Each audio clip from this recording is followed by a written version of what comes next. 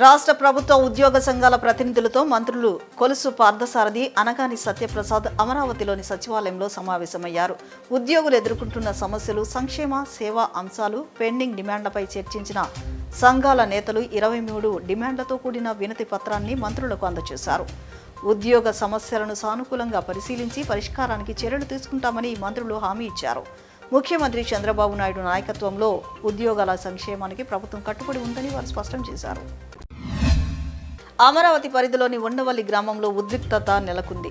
Seed access road నిర్మాణంలో ఎలాంటి నష్టపరిహారం ఇవ్వకుండా తమ పంట పొలాలు చదును చేస్తూ రోడ్లు వేస్తున్నారని రైతులు ఆందోళన వ్యక్తం చేశారు.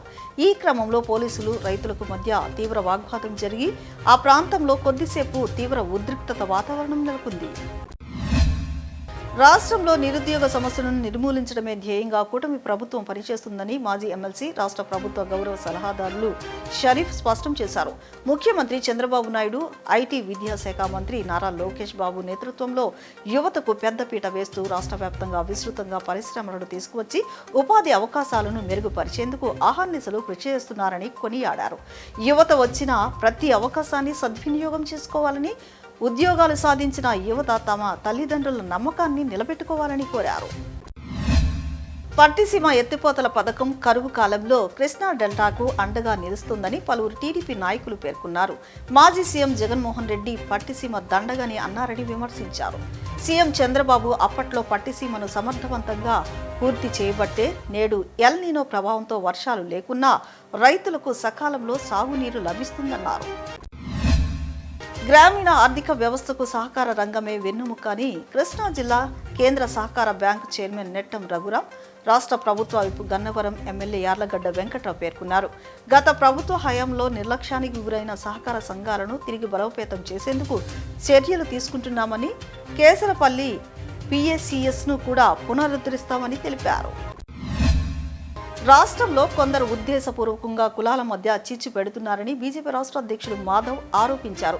ప్రజలకు న్యాయ సేవలు అందుబాటులోకి తీసుకురావడమే బీజేపీ లక్ష్యమని అన్నారు. ప్రతి శుక్రవారం రాష్ట్రంలో అన్ని జిల్లా బీజేపీ కార్యాలయాల్లో ఉచిత న్యాయ సహాయం కార్యక్రమం నిర్వహిస్తున్నామని తెలిపారు. త్వరలో ఈ సేవలను ప్రతిరోజు అందించేలా విస్తరిస్తామని వివరించారు. అయోధ్య రామ మందిర్లో జరిగిన చోరీకి ఎవరు బాధ్యత వహిస్తారని మాజీ కేంద్ర మంత్రి దీపాదాస్ ప్రశ్నించారు. ధర్మం, నైతిక ప్రవర్తనకు ప్రతిరూపమైన శ్రీరాముడు కోట్లాది మంది భారతీయుల విశ్వాసానికి, మనస్సాక్షికి ప్రతీక అని ఆమె పేర్కొన్నారు. రామ మందిర నిర్మాణానికి అన్ని వర్గాలు కానుకలను అందించారన్నారు. అంత సక్రమంగా జరిగితే చంపత్ రాయ్, అనిల్ మిశ్రా రాజీనామాలను ఎందుకు ఆమోదించారని ఆమె ప్రశ్నించారు. ఇది కేవలం ఆర్థిక కుంభకోణం మాత్రమే కాదని, కోట్లాది మంది భక్తుల విశ్వాసం, నమ్మకం, భావోద్వేగాలకు జరిగిన తీవ్రమైన ద్రోహమని ఆమె అభివర్ణించారు. మహిళల పట్ల బీజేపీకి చిత్తశుద్ధి ఉంటే ఎటువంటి షరతులు లేకుండా 2013లో రూపొందించిన బిల్లును వచ్చే పార్లమెంటు సమావేశాల్లో ఆమోదించి 181 ఎంపీ సీట్లు మహిళలకు ఇచ్చేలా చట్టం చేయాలని రాష్ట్ర మహిళా సమైక్య ప్రధాన కార్యదర్శి పెనుమత్స దుర్గాభవాని డిమాండ్ చేశారు. ఏపీతో సహా అన్ని రాష్ట్రాలు మహిళా రిజర్వేషన్ బిల్లును ఆమోదించాలని అసెంబ్లీలో తీర్మానం చేసి కేంద్రానికి పంపాలని కోరారు. ఇందుకు విరుద్ధంగా మళ్లీ మహిళలను మోసం చేయాలని చూస్తే ప్రజాక్షేత్రంలో తగిన బుద్ధి చెప్తామని స్పష్టం చేశారు.